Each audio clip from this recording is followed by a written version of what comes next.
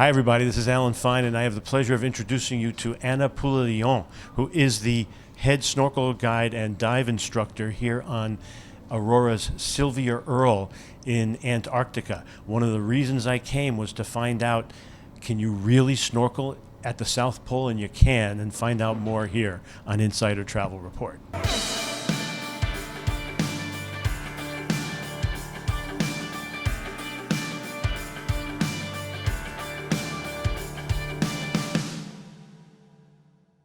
One of the interesting things, and for travel advisors to know when they offer the product, is that this is a fully, pun intended, immersive snorkeling program. If someone signs up for it, they're going to snorkel every time we land, if weather permits. So what's interesting, though, was I said to you, so does that mean we miss out on all the other things? And you said no. Well, why don't you tell the story? Yes, so basically is a full program. So whenever we can, we will be going snorkeling, and you can expect going snorkeling every day and hopefully twice a day. So every time there will be a landing, we will be planning on going snorkeling. Now with the landing, yes, you won't be missing out because you will go to the landing site first. Usually you've got about an hour and a half, depending of the landing site, while as your snorkeling guide, we will be going scouting and find the best site for you. Your question might be, but other people may have 3 hours on the landing side. Yes, they will have a longer time there, but it doesn't mean they're going to spend that 3 hours on the landing side. They may just do an hour and then they will head back to the ship. Where for you guys, you're going to be landing and then we a bit of scouting together or cruise together, and then we go to a snorkeling site. So let me put my 2 cents into that. So what it looks like, what it feels like, is that you get to go to the landing site, and while other people say, "Oh, this has been nice, we really liked it, we're going to go back to the ship now," the snorkelers get the augmentation of, "No, now we're going to see it underwater," and so they get the best of both worlds. Absolutely. And they're also sort of the VIPs of the ship because they go before everyone and they can stay till the very end. That is true. I don't know if VIPs are the word, but yeah, because of our activity and the gear we have to put on, we need a bit more time and space to get geared up. So for that, we've just organized ourselves to go into the mudroom before everyone and to be the first one to be out. So yes, you'll be the first one to do the landing site, and then give us plenty of time to go snorkeling. So there's an upcharge, and I think for what you're getting, it's a modest upcharge because you could be snorkeling a dozen times easily.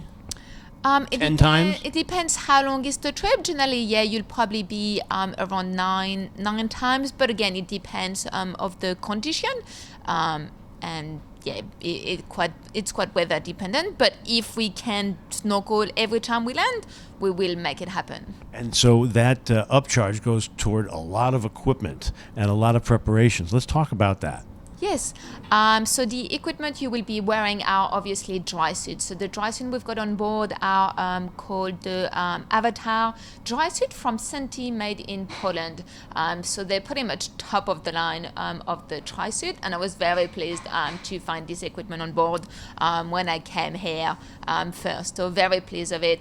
They are trolaminate one, which means they are easy to put on. You've got lots of space inside to allow you to wear different layers underneath.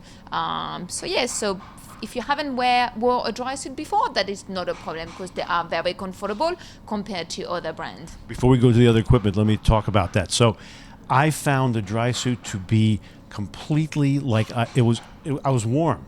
I was as if I was on the ship. I was as if the 3 layers that Aurora advises everyone to wear fits easily under there, and dry suit literally is that. It's not a wetsuit, it's a dry suit, and I didn't get wet in those areas. We'll talk more as we go.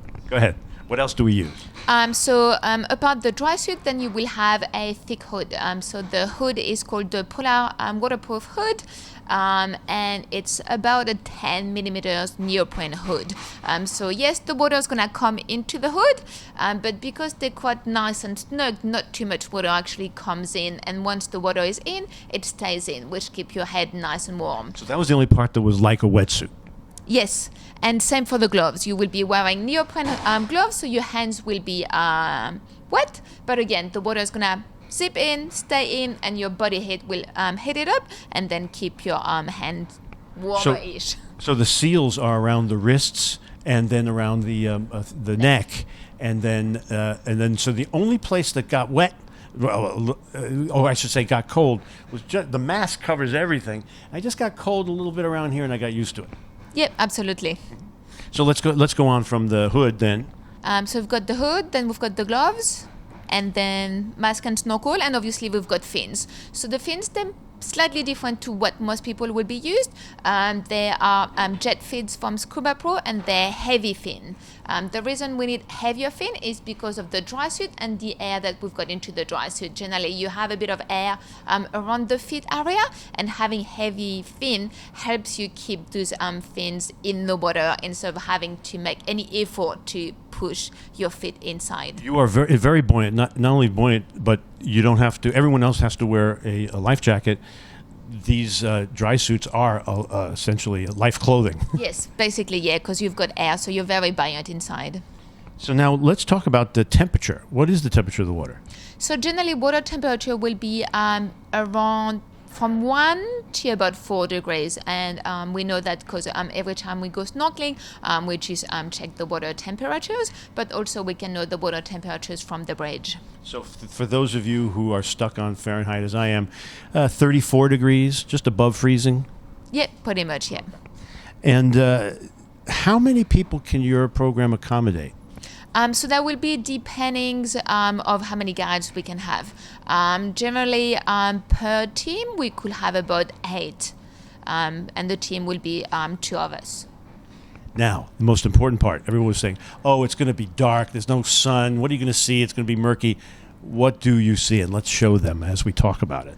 There is actually amazing life here. So when you think about what can you see, you got to think about zooplankton. And zooplankton is the food chain of most marine animals here, which is really amazing. And when I say small thing, it can be seen with your eyes, and it's not too small. So we've got lots of tinaphores. They look like jellyfish, but they're not jellyfish. There is lots of krill. We've got soap, and obviously people are amazed by the ice. You can have a look at very small iceberg and just that blue shade, and that's just a sight you're not going to have. Like other passengers on the boat, not going to be able to see an iceberg from underneath, and just experiencing that ice and the crackling of the ice and be actually eye level up with it. So that's quite incredible. Then obviously you may have the opportunistic penguin coming up, checking you out, or some seals, or we do have small fishes. We've got kelp, seagrass. So there's a lot of things to see in the water, and generally the visibility is quite good. So when you're selling the product, you're basically, Aurora is one of the few expedition cruise lines that can show you more than the tip of the iceberg. Yeah, absolutely. Sylvia Earle is purpose-built. It is perfectly suited for this kind of trip. How does it help you? What are some of the cool things, innovations that help what you do? So with Sylvia Earle is like the mud room is just amazing, because that is our area where we gear up, we need space, and it's very, we've got the garage where we've got our equipment storage.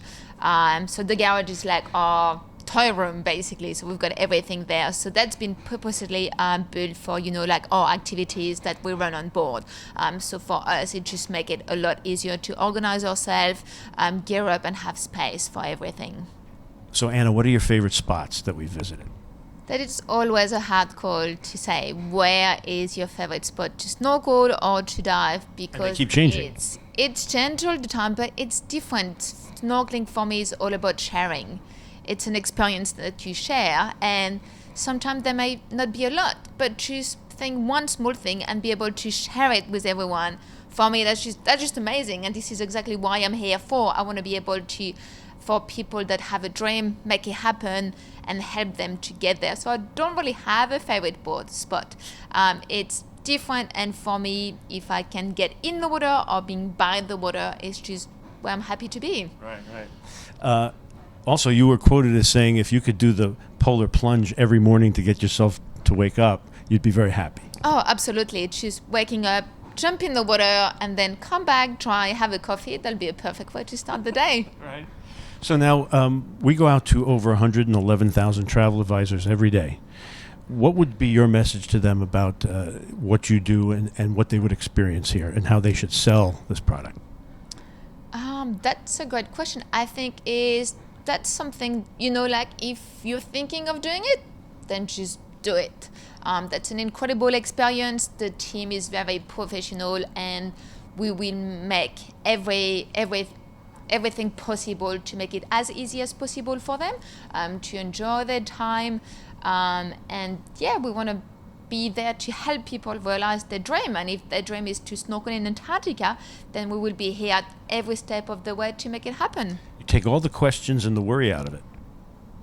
Trying to. That's what I would say. It was a pleasure to snorkel with you. Your enthusiasm was infectious, and you definitely create a family, which is one of the things you said in the beginning you were trying to do, and you did. So thank you for letting me be a part of it, and good luck on the rest of your trips. Thank you. Thank you very much. It was a pleasure having you with us. Thank you. And this is Alan Fine for Insider Travel Report.